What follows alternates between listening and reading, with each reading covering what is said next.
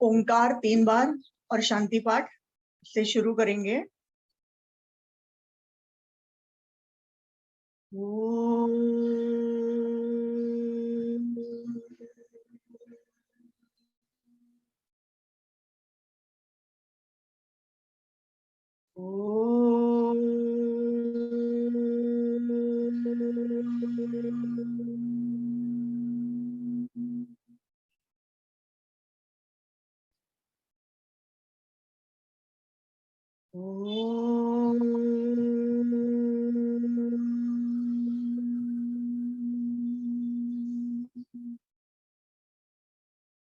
ओम सहना भवतु सहनौ भुनक्तु सह वीर्यङ्करवावहै तेजस्विनावधीतमस्तु मा विद्विषावहै।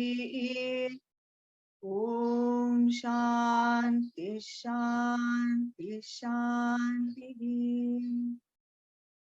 गुरुर्ब्रह्मा गुरुर्विष्णुः गुरुर्देवो महेश्वरः गुरुरेव परब्रह्म तस्मै श्री गुरवे नमः। ध्यान श्लोक। ओम पूर्णाय पूर्णरूपाय पूर्णाधाराय साक्षिणे सत्स्वरूपाय शुद्धाय प्रसिद्धाय च ते नमः। प्रसिद्धाय च ते नमः। हरि ओम। जैसे पहले अनाउंस किया था, doctor Preeti, she is occupational therapist, उन्होंने एक स्लाइड्स भेजे हुए हैं हम लोगों को देखने के लिए। उसके द्वारा उन्होंने हमें कुछ टिप्स दिए हुए हैं, तो आज हम लोग पहले वो देखेंगे। उसका एक्सप्लेनेशन भी मैं साथ में कुछ जहां जहां जरूरत है दे दूंगी, और फिर उसके बाद हम लोग अपना शुरू करेंगे। हाँ, उसमें से कुछ हमने ऑलरेडी देखे हुए हैं, कुछ थोड़े से नए होंगे।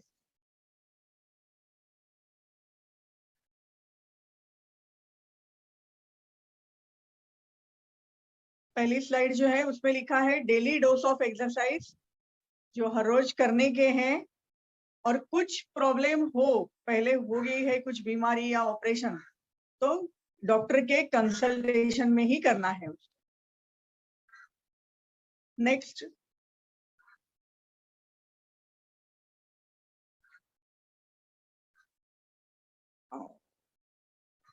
How to maintain bone health.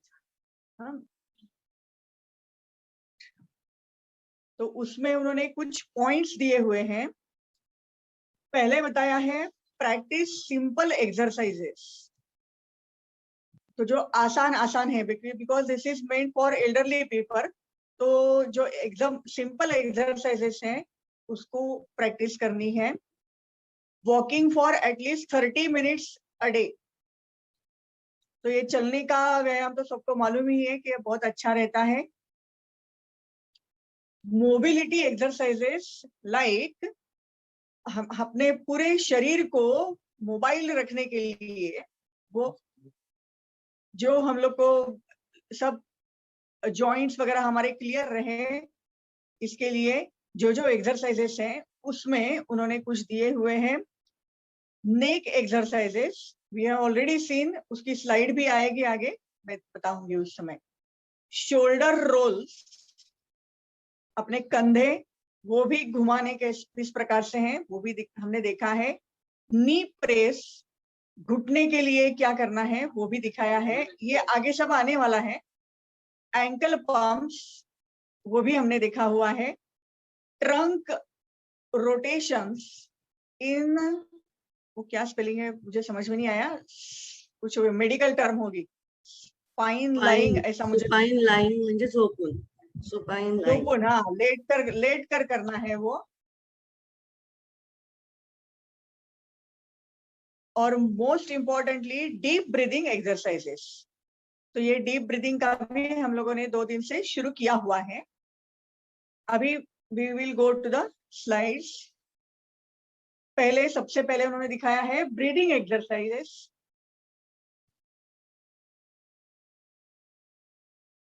अब पहले बताया inhale, relax your neck and shoulder muscles, inhale slowly through your nose for 2 counts. तो श्वास अंदर लेने के समय, हाँ इधर उन्होंने काउंट बोला है, हम लोग जब कर रहे हैं दैट इज ओके। हाँ तो वो करना है और बाकी सब रिलैक्स रखना है। और एक्सेल करने के समय, मतलब श्वास छोड़ने के समय, curl your lips as if you are going to blow out a candle. ये तोंडानी फुंकर घालतो। हाँ, कैंडल बुझाने के समय हम जिस प्रकार से श्वास छोड़ते हैं वैसे ही, लेकिन स्लोली, नॉट विथ फोर्स और स्पीड। Exhale slowly and gently through your lips for 4 और मोर काउंट्स। तो इसका मतलब तात्पर्य ऐसा है उसका कि श्वास लेने के समय जितना समय लगेगा उससे ज्यादा समय, या हो सके तो डबल समय छोड़ने के समय होना चाहिए। ठीक है। जब होगा अंदर और इसके बारे में अलग अलग प्रोपोर्शंस भी होते हैं और प्राणायाम के अलग अलग तरीके भी होते हैं, तो वो भी हम लोग कवर करने वाले हैं 1-2 दिन में। आज, कल, परसों 3 दिन है। Next slide. यहाँ पे हाथ की पोजीशन को बताया गया है। Neck movement,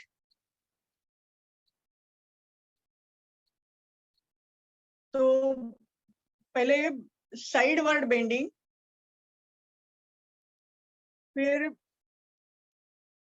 wing spin. तो अपने नेक को पूरा, जैसे हमने जो देखा है एक्चुअली वही एक्सरसाइज है, पीछे की तरफ जाकर पूरा स्लाइड से, पूरे साइड से घुमाना है, दोनों बाजू से रोटेशन।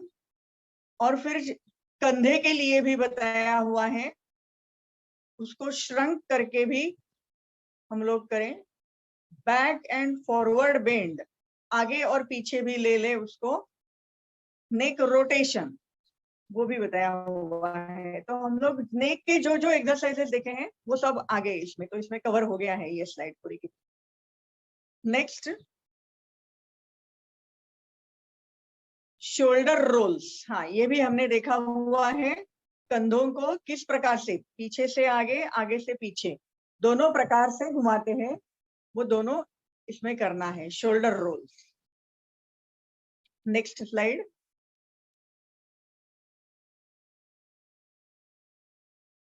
हाँ, नी प्रेस, ये हमने देखा हुआ है, लेकिन मैंने वहां पे भी जो बताया था कि कॉन्ट्रैक्ट और रिलैक्स, इसमें यहाँ पे उन्होंने और एक बताया हुआ है कि अगर आपको जानना है कि हम लोग ठीक से प्रेस कर रहे हैं कि नहीं, तो अपने नीज के नीचे की तरफ हम एक टॉवेल या कोई कपड़ा या कोई एनी सॉफ्ट आर्टिकल कुछ भी रख सकते हैं और प्रेस करेंगे तो वो दब जाएगा, है ना। कॉन्ट्रैक्ट जैसे करते हैं, वो मैंने ये भी बात बताई थी कि कॉन्ट्रैक्ट करेंगे तो आपका नी जो है वो जमीन को टच करेगा, लेकिन जमीन को एकदम टच नहीं कर रहा हो तो कपड़ा या कोई आर्टिकल आप रखोगे तो उससे मालूम पड़ेगा कि उसको टच कर रहे हैं कि नहीं हम अच्छे से।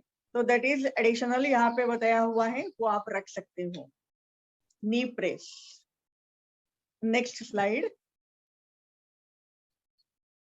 एंकल पंप्स, एंकल को घुमाना, पूरे जितने घुमा सकते हैं।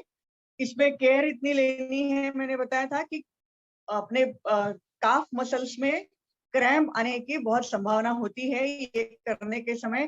पर्टिकुलरली इसमें जो दिखाया हुआ है 2 पोजीशंस, आगे की तरफ और पीछे की तरफ, ये दोनों में क्रैम्प्स आने की संभावना होती है। तो जिनको बॉडी की वैसी टेंडेंसी हो, आप संभाल के करें, ज्यादा प्रेस मत करें, धीरे धीरे करने की कोशिश करें और सावधान रहें।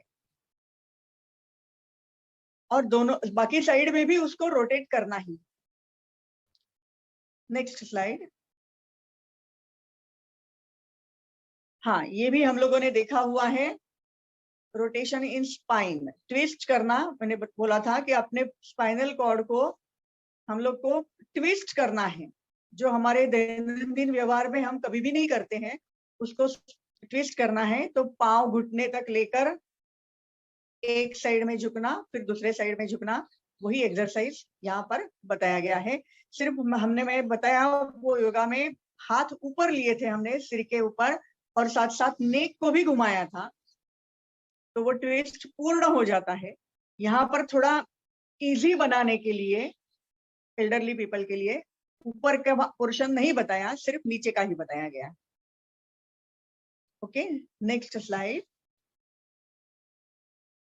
हाँ, फॉलो करेक्ट लिफ्टिंग टेक्निक। ये बहुत संभालने की आवश्यकता है, देखने की आवश्यकता है। अभी एक पर्टिकुलर उम्र होने के बाद, एज के बाद हम जब झुकते हैं, उन्होंने वहां पे करेक्ट कौन सा और रॉन्ग कौन सा दोनों पोस्चर्स बताए हुए हैं। तो रेड में जो दिखाया हुआ है वो रॉन्ग पोस्चर है कि हम सीधे झुकते हैं। तो ऐसे झुककर कुछ उठाएंगे, भारी चीज हो या नहीं हो, सिंपल छोटी सी भी चीज हो, लेकिन जब इस प्रकार से झुकते हैं तो हमारे मसल्स थोड़े डेलिकेट पोजीशन में होते हैं, तो स्पाइन में कुछ तकलीफ हो सकती है, कमर में तकलीफ हो सकती है। इससे अच्छा है कि हम वो जो ग्रीन में दिखाया हुआ है उस प्रकार से झुके, नीज में, हाँ, अपने नीज जो है उसको थोड़ा बेंड करते हुए उठाए हम लोग, तो ज्यादा अच्छा है। तो हमारा स्पाइन जो है उसको एकदम धक्का नहीं लगेगा, कमर को भी कुछ नहीं होगा। पर्टिकुलरली जिनको साइटिका है उनके लिए ये बहुत आवश्यक है, ये फॉलो करना। लेकिन जिनके नीज को प्रॉब्लम है वो मत करें। हाँ, नीज को प्रॉब्लम है वो भी थोड़ा सा संभल के, जितना यहाँ पर आकृति में दिखाया उतना झुकने की भी जरूरत नहीं है, थोड़ा सा भी झुकेंगे तो भी कर सकते हैं नीज का प्रॉब्लम वाले। ठीक है, next slide. Follow correct sitting pattern, ये भी बहुत आवश्यक है। इसमें 2 गलत पोस्चर्स और एक सही पोस्चर बताया हुआ है, और बताया है कि आप कैसे बैठते हो वो भी देखना बहुत जरूरी होता है। एकदम लास्ट थर्ड वन जो है उसमें तो हम एकदम ही आगे की तरफ झुक जाते हैं, सी पोजीशन के, सी कर्व जैसा होता है ना, इंग्लिश सी अक्षर, बहुत बेंड करके बहुत बार हम इस तरीके से बैठते हैं, जो कि गलत है। सीधा बैठने की कोशिश करनी है। लेकिन जब सीधा बैठते हैं उस समय ऐसा भी नहीं होना चाहिए, एक्सेसिव लो बैक आर्च वो भी नहीं होना चाहिए।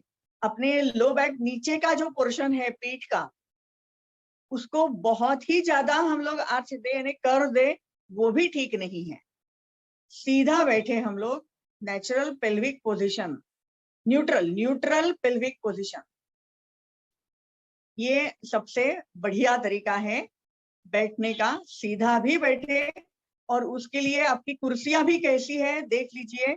अगर उसमें ही ज्यादा कर्व हो या एंगल गलत हो तो वो कुर्सी मत लीजिए, या उसके लिए कुशन का उपयोग करके, क्योंकि हम हर फर्नीचर तो बदल नहीं सकते हैं, लेकिन कुशन का आश्रय लेके हम लोग कुछ सपोर्ट लेके उसके एंगल में बदलाव ला सकते हैं, ऊपर या नीचे जैसे भी जरूरत हो।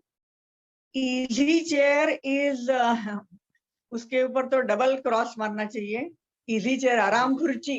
दूसरा एक आता है लेजी चेयर, लेजी चेयर वो भी बिल्कुल ही अच्छी नहीं है, नीचे जाती है। उससे बहुत सारे प्रॉब्लम्स हम लोग केवल उन कुर्सियों में बैठने से डेवलप कर सकते हैं। अभी ये देखते देखते मेरे मन में ये भी आ गया, हमारा जो बेड रहता है उसका भी ध्यान रखना बहुत आवश्यक है। गद्दी होती है पर्टिकुलरली कॉटन की, मतलब कपास की। आजकल तो अलग अलग प्रकार के बेड निकले हुए हैं। कुछ बेड ऐसे होते हैं, गद्दी होती है, मैट्रेस वो ऊपर की, वो हम बैठने के बाद दब जाती, that is not at all good. वैसे मत यूज कीजिए। अपने जो पहले से हमारी चलती आई हुई है कॉटन से बनी हुई, और वो भी स्टिफ बहुत अच्छे से होनी चाहिए वो, और वो भी थोड़े मतलब साल हम लोग यूज करेंगे, उसके बाद उसको भी एक पर्टिकुलर शेप आ जाता है। शेप आ जाता है मतलब वो दब जाती है। वो आपको शायद याद होगा, मतलब हम लोग तो करते थे, मुझे याद है पहले के जमाने में साल में 1 या 2 बार मिनिमम उसको हम धूप में रखते थे गद्दियों को, और काठी से मारते थे उसको, काठी लेकर, तो वो कपास सब बराबर एडजस्ट हो जाता था। धूप में रखने से भी वो खुल जाता था, जो दब गया है वो आजकल होता ही नहीं है।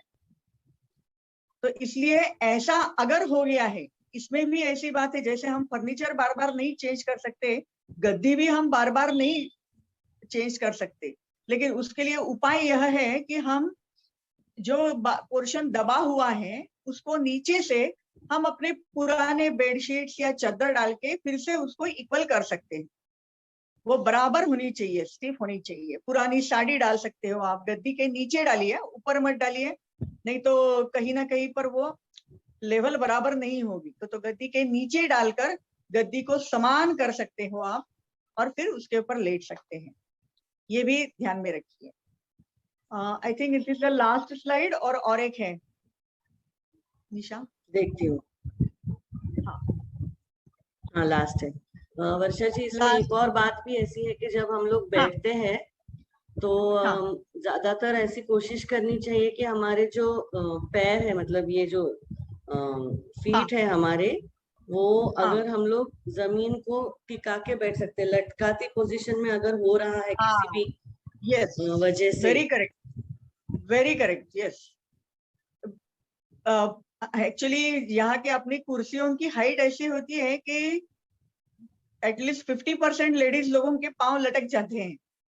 जिनकी कद छोटी है, हाइट कम है, जिनकी पांव पूरे जमीन पर नहीं टिकते, तो उसके लिए आप फुट रेस्ट कुछ ले सकते हैं, या कुर्सी अगर कम हाइट वाली मिलती हो, मुझे पता नहीं है, वैसे ले सकते हैं नहीं, बैठने लेकिन के लिए। अगर आपको अगर तकलीफ है तो थोड़ा सा नीचे अगर कुछ उसको आप थोड़ा सपोर्ट देते हैं ना, कोई कंबल वगैरह फोल्ड करके या अपने हिसाब से, तो भी ठीक है। मतलब इसके वही लिए, फुट रेस्ट मैंने बोला, क्योंकि हर एक फुट रेस्ट कुर्सी हर एक टेबल तो अभी बदल नहीं सकते घर का। बदल नहीं सकते हैं, इसीलिए तो नीचे की तरफ हम लोग थोड़ा सा फुट रेस्ट, मतलब रेस्ट के लिए छोटा, जैसे पूर्वी लाकड़ी पाट असायचे, वो भी पीढ़ा भी रख सकते हैं, या कंबल, तो जिससे पूरा का पूरा हमारा पाँव टिक जाए, सिर्फ अंगूठे नहीं, या पाँव लटके भी नहीं, ये ज्यादा अच्छा है। ऐसा उसको फॉलो करना बहुत आवश्यक है। वो लास्ट स्लाइड था वर्षा जी। हाँ, वो लास्ट स्लाइड था, उसके लास्ट, आगे कुछ नहीं। हाँ, ओके ओके।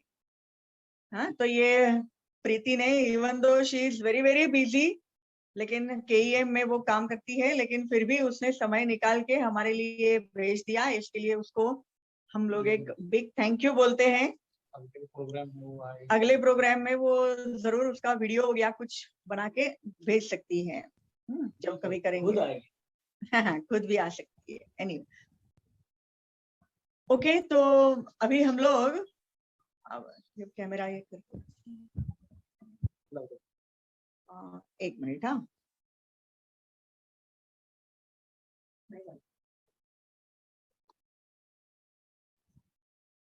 क्या हुआ? हाँ,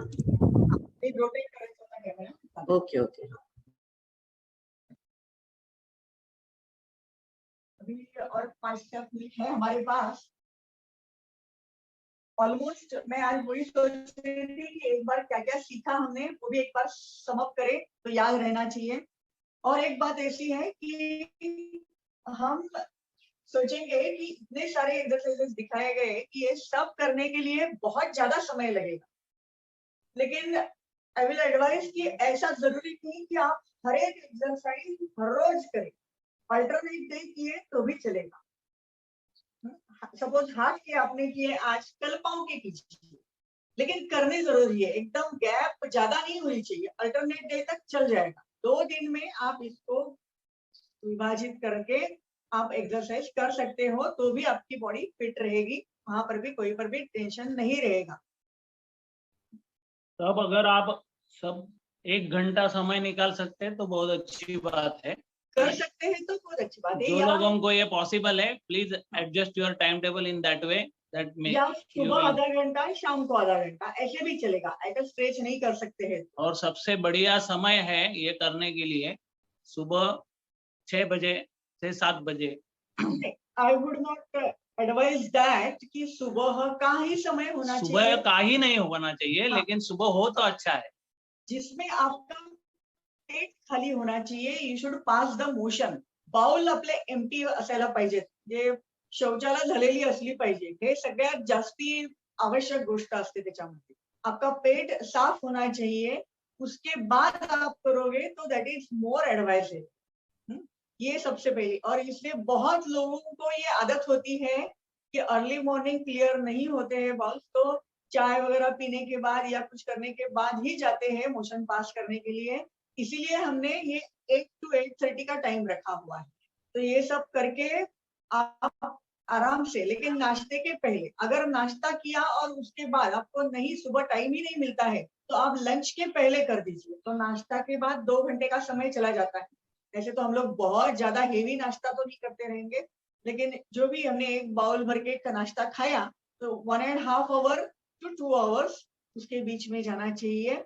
और शाम के समय करते हैं तो लंच के बाद 4 to 5 hours कुछ भी नहीं कर लेना है. पानी चलेगा, लेकिन दूसरा कुछ खाना नहीं है. तो आपका पेट जो है वो खाली हो जाता है. उसको you can do all the exercises. ये अच्छा समय है उसके लिए.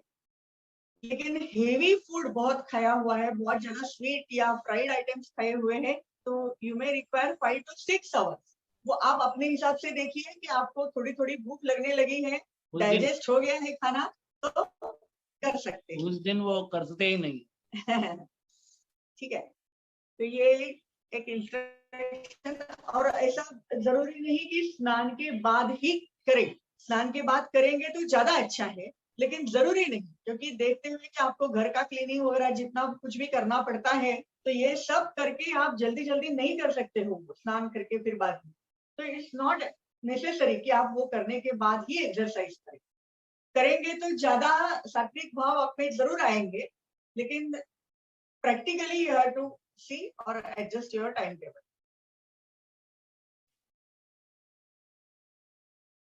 अभी 2-3 मिनट है. ब्रीदिंग एक्सरसाइजेस 5 मिनट करेंगे थोड़ा. तो कल जैसे मैंने बोला था,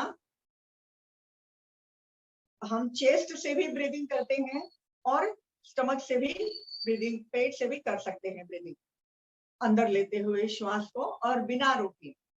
अभी आज मैं एक प्राणायाम दिखाना चाहूंगी. छोटा सा प्राणायाम है, उसको बोलते हैं अनुलोम विलोम. हाँ? उसमें क्या करना होता है, पहले आप मत कीजिए, देखिए और उसके बाद कीजिए. उसमें अभी सपोज हम लोग राइट साइड से श्वास लेने वाले हैं, तो लेफ्ट नॉस्ट्रिल को बंद करना है. राइट से श्वास अंदर लेना है और फिर ये राइट नॉस्ट्रिल बंद करके लेफ्ट से छोड़ना है. फिर लेफ्ट से लेना है, राइट से छोड़ना है. उसकी अलग अलग मुद्राएं भी होती है, इस प्रकार से भी हम कर सकते हैं, लेकिन वो मैं दिखाती नहीं हूँ, क्योंकि आप सिर्फ एक हाथ और दूसरे हाथ का प्रयोग करके तो क्लियर रहेगा, उसमें कोई कंफ्यूजन नहीं रहेगा कौन से नॉस्ट्रिल से आप ले रहे हैं, कौन से छोड़ रहे हैं. तो छोड़ने के बाद उसी से लेना है और दूसरे से छोड़ना है, फिर उसी से लेना है, दूसरे से छोड़ना. और इसमें काउंट जो है, मतलब हम लोग जब करेंगे तो जब मतलब बोल के नहीं कर पाएंगे, क्योंकि मुंह खुल जाएगा तो श्वास अंदर आएगा. बोल के आपको सबको बताया हुआ है, वर्षा जी आपको दिखाने के लिए बोल के बोलती है. Otherwise we have to do it mentally. Mentally करना है. एक्सरसाइज कोई भी करने के समय आप मेंटली बोलो तो ही ज्यादा अच्छा है. तो अभी दिखाने के लिए मैं एक बार मुंह से बोलूंगी, लेकिन बाद में तो मैं भी नहीं बोलूंगी. चाहिए तो विवेक जी बोल सकते हैं. I will not know your बोल. पहले देखिए, श्री राम जय जय राम,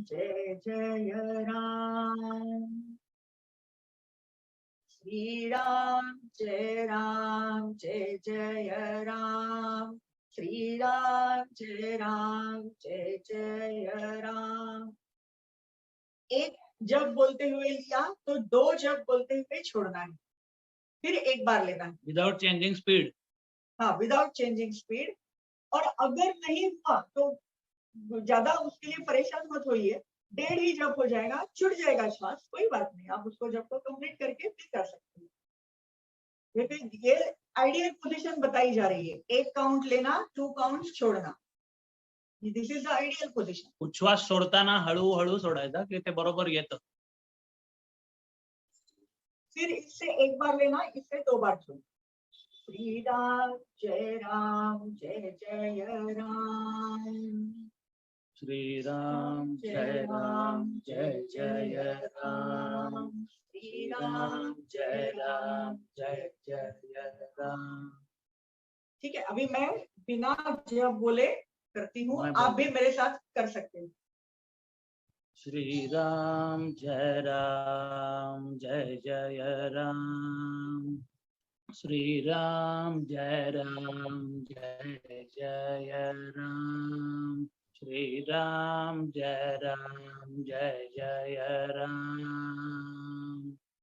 श्री राम जय जय राम, श्री राम जय जय राम, श्री राम जय जय राम, श्री राम जय जय राम, श्री राम जय जय राम, श्री राम जय जय राम, श्री राम जय जय राम, श्री राम जय जय राम, श्री राम जय जय राम।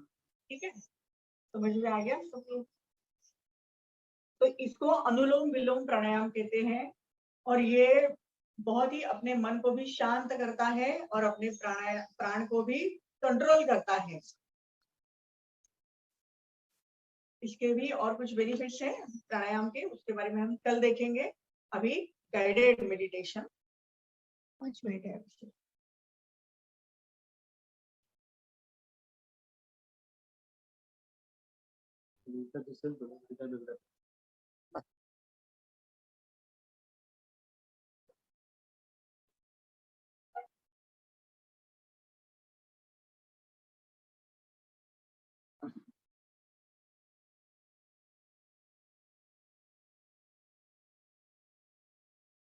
जमीन पे या कुर्सी पे सीधा बैठ जाइए। No over stretching any part of the body.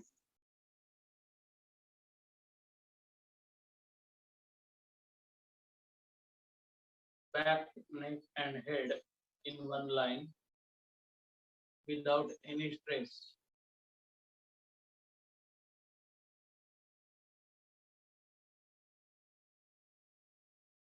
एक दीर्घ ओंकार। उस समय हमने अपने जो गुरु है उनका स्मरण करना है, इष्ट दैवत उनका स्मरण करना है और मन से ही नमस्कार करना है।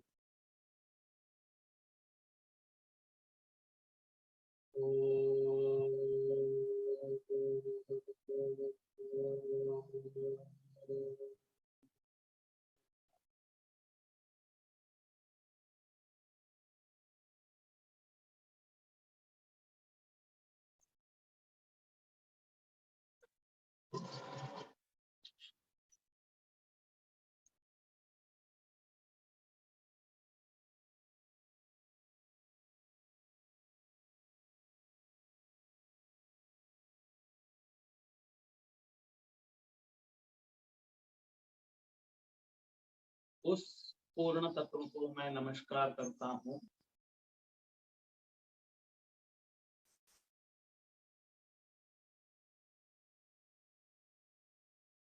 जो मेरा खुद का स्वरूप है।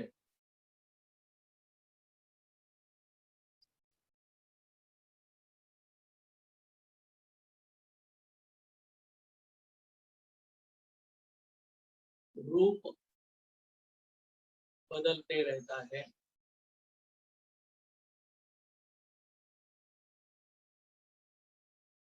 लेकिन स्वरूप कभी बदलता नहीं है।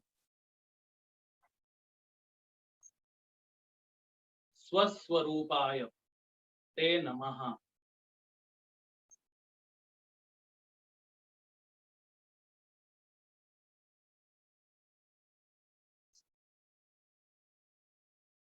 बदलने वाली चीज का परिचय हमको सतत होते रहता है,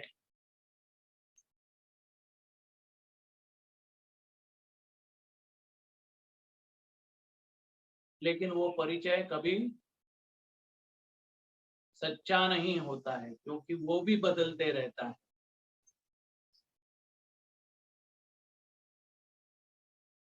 50 साल पहले जो मैं था बाहरी रूप से, आज मैं वैसा नहीं हूँ।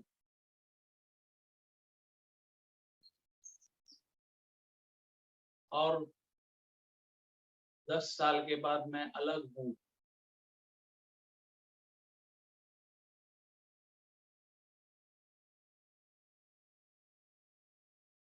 मेरा मन भी क्षण क्षण बदलते रहता है। मेरी बुद्धि की मान्यताएं भी बदलती रहती है,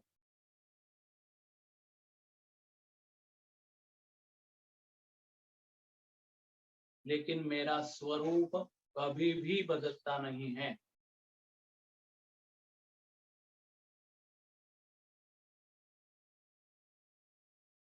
वस्तुतः योग जिसे कहते हैं,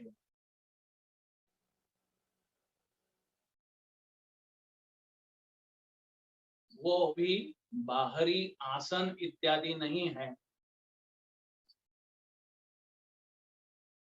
आसनों का और प्राणायाम का उपयोग करते हुए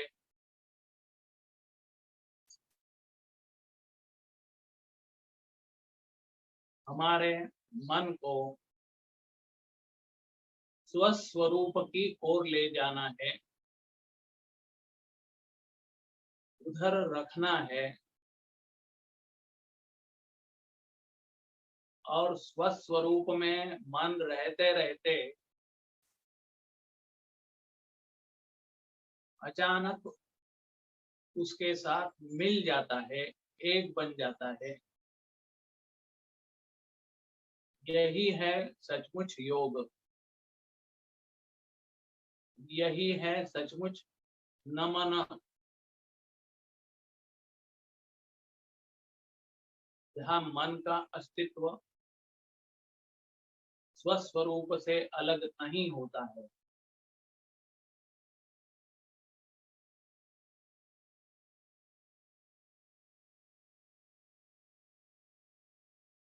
उसी को हठयोग की भाषा में समाधि कहते हैं।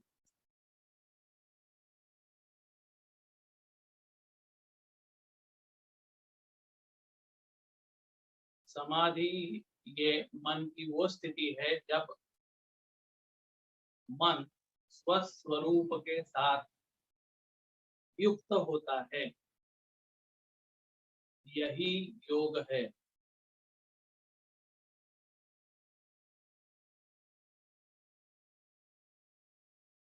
ये स्थिति कभी भी बाहर नहीं हो सकती है, और यही स्थिति है जहां से हमें, सिर्फ हमें नहीं, ब्रह्मांडों के अनेक जो योनियां है, उन सब योनियों में होने वाले अनंत जीव है, उन सबको यही स्थिति से आनंद प्राप्त होता है। लेकिन अन्य योनियों को उस स्थिति का परिचय नहीं हो सकता है, परंतु मनुष्य को इस दिए हुए मार्ग से चलते चलते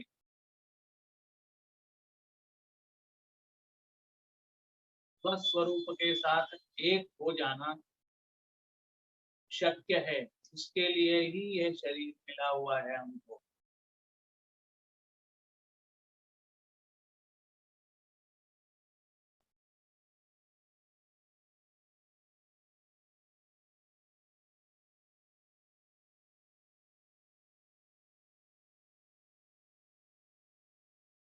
और ये स्वस्वरूप सत है, चित है और अनंत आनंद है।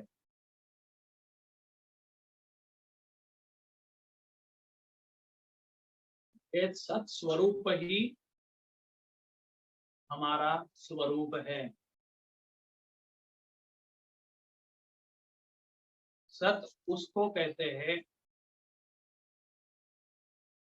जिसमें कभी अभाव नहीं होता है।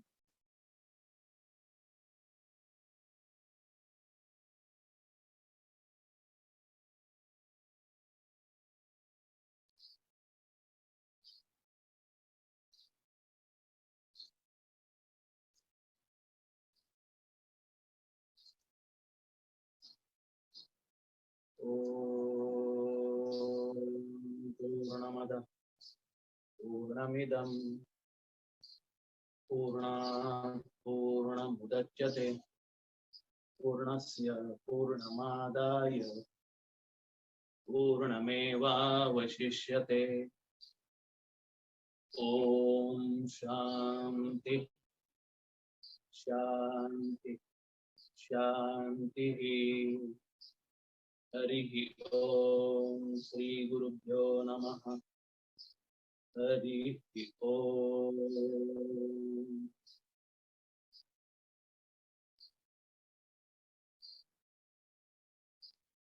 हरि ओम।